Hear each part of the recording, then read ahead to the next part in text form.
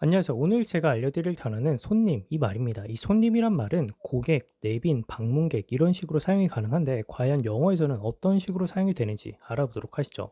첫 번째 단어는 guest 이 말입니다. 이 guest는 간단해요. 우리가 초대를 받았거나 아니면 짧은 기간 동안 어딘가 머무르는 그런 손님의 의미로서 얘기를 할 때는 이 guest라는 단어를 사용할 수가 있어요. 자, 그래서 이 guest는 굉장히 폭넓게 사용이 되고 있죠. 그렇기 때문에 상황별로 우리가 이 게스트란 말을 한국말로 생각을 했을 때 손님, 하객, 내빈, 투숙객, 초대받은 사람 이런 식으로 사용이 가능해요. 즉 단순히 초대를 했을 때는 손님 아니면 결혼식에 초대를 한 사람일 경우에는 하객, 내빈 뭐 이렇게 되고요. 호텔에 초대를 했을 경우에는 투숙객 이렇게 사용이 가능한 거죠. 자, 그렇기 때문에 이 게스트란 말을 손님, 하객, 내빈, 투숙객 이런 식으로 외우지 말고요. 단순히 초대를 하거나 짧은 기간 동안에 머무르는 그런 사람들을 얘기할 때는 guest 이 단어를 사용하는구나 라고 생각을 해주시면 좋을 것 같아요. 사용하기 편하게 말이죠. 또한 오늘 저녁에 손님이 좀 있을 거야 라고 얘기를 하고 싶어요. 자, 그러면은 we're having some guests for dinner 이렇게 얘기를 할 수가 있는데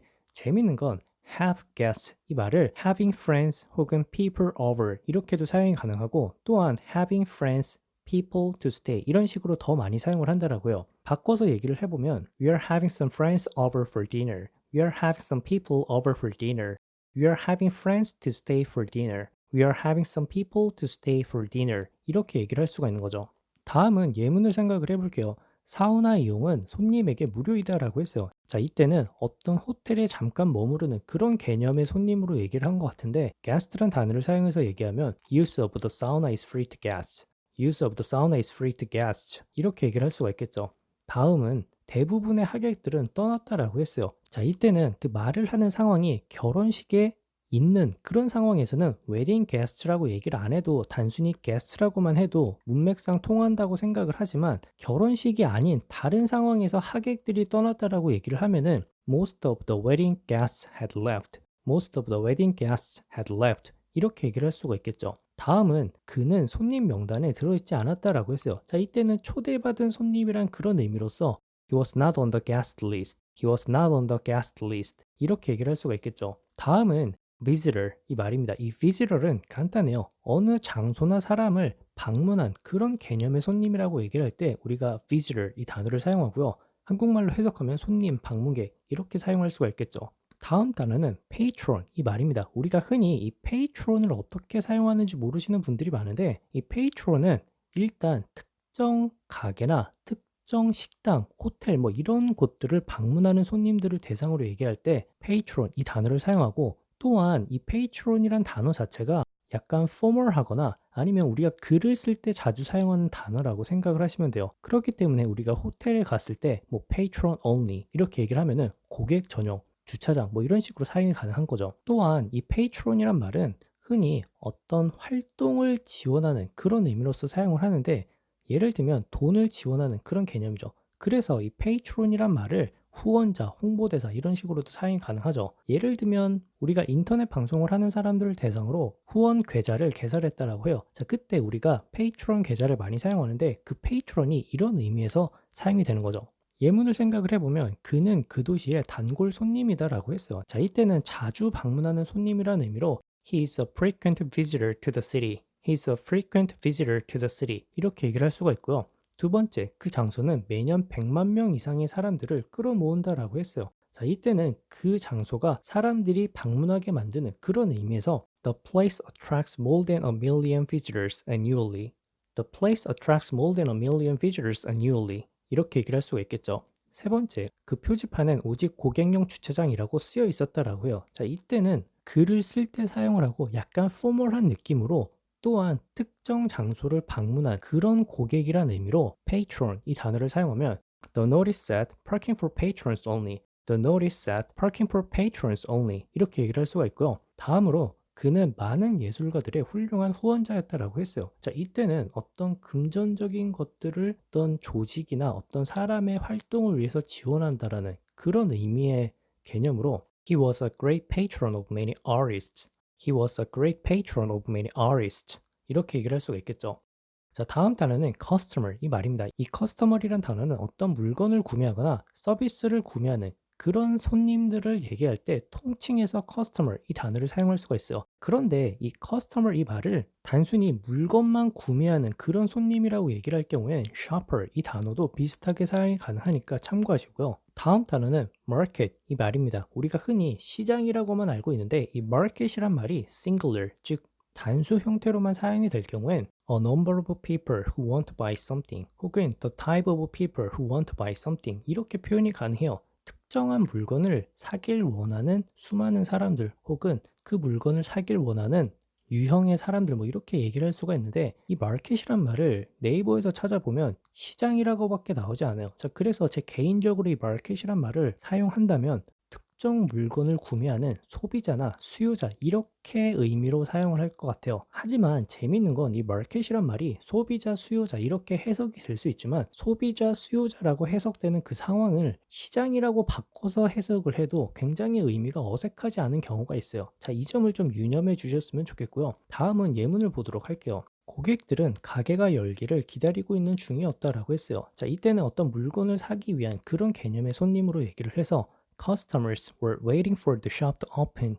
The customers were waiting for the shop to open. 이렇게 얘기를 할 수가 있겠죠. 다음은 은행은 가장 큰 고객 중 하나다라고 했어요. 자, 이때는 어떤 물건을 주로 구매하는 그런 의미일 수도 있고 아니면 어떤 서비스를 구매하는 그런 의미일 수도 있죠. 자, 그래서 The bank is one of our biggest customers. The bank is one of our biggest customers. 이렇게 얘기를 할 수가 있겠죠. 다음은 유기농 식품 소비자는 항상 증가하고 있다라고 했어요. 자, 이때는 어떤 특정 유기농 식품들을 구매하고자 하는 수많은 사람들 혹은 유기농 식품을 구매하고자 하는 그런 유형의 사람들이라는 의미로 The market for organic food is growing all the time. The market for organic food is growing all the time. 이렇게 얘기를 할 수가 있겠죠. 자, 반면에 이 마켓이란 말을 소비자 말고 시장이라고 얘기를 해도 그 의미가 굉장히 뭐랄까 의맥상통해요. 예를 들면 유기농 식품 시장은 항상 증가하고 있다. 유기농 식품 소비자는 항상 증가하고 있다. 의미상 굉장히 비슷하죠. 하지만 이 market이란 말이 a number of people 혹은 the type of people 이 의미를 가지고 있다는 것을 꼭 기억해 주셨으면 좋겠어요. 자, 다음은 그의 발명품을 살 사람들이 있어 라고 얘기하고 싶어요. 자, 그러면은 그 발명품을 사고자 하는 수많은 사람들 그런 유형의 사람들이라는 의미로 Is there a market for his invention? Is there a market for his invention? 이렇게 얘기를 할 수가 있겠죠.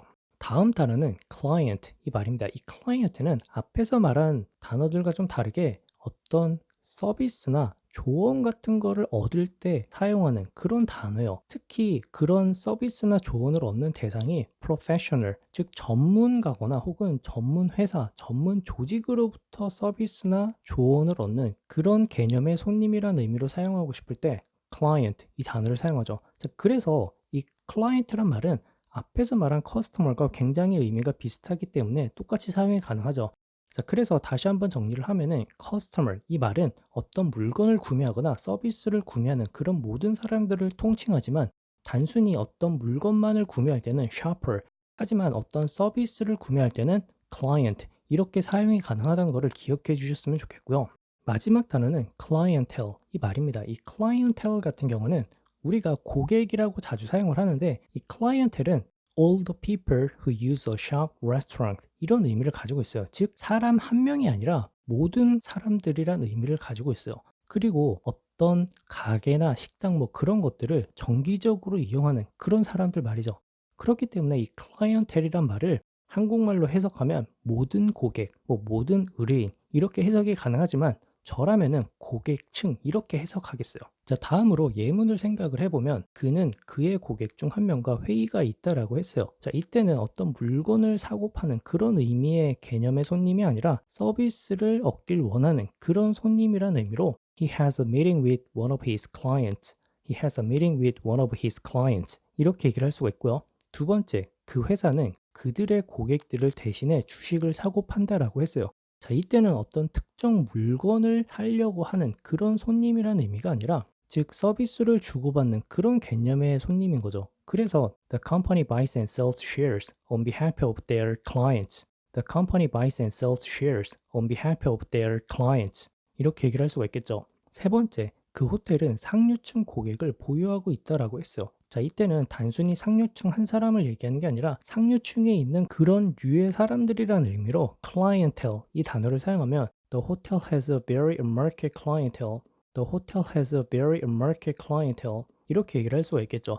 자, 마지막으로 그들은 부유한 국제 고객을 보유하고 있다라고 해요. 자, 이때도 부유한 고객 한 명이 아니라 부유한 국제 고객층 뭐 이런 의미로 사용을 해서 They have a wealthy international clientele.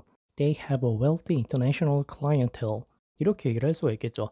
자, 오늘 단어 어땠나요? 도움이 좀 되셨나요? 이 고객과 관련된 단어들이 생각보다 많죠. 그리고 상황별로 사용되는 단어들이 조금 정해져 있는 것 같아요. 자, 그래서 앞으로는 이 고객이란 단어를 사용할 때 헷갈리지 않으셨으면 좋겠고요. 저한테 좀 도움이 많이 되는 그런 동영상이었던 것 같아요. 자, 오늘도 영상 봐주셔서 감사하고 다음 영상에서 뵙도록 할게요.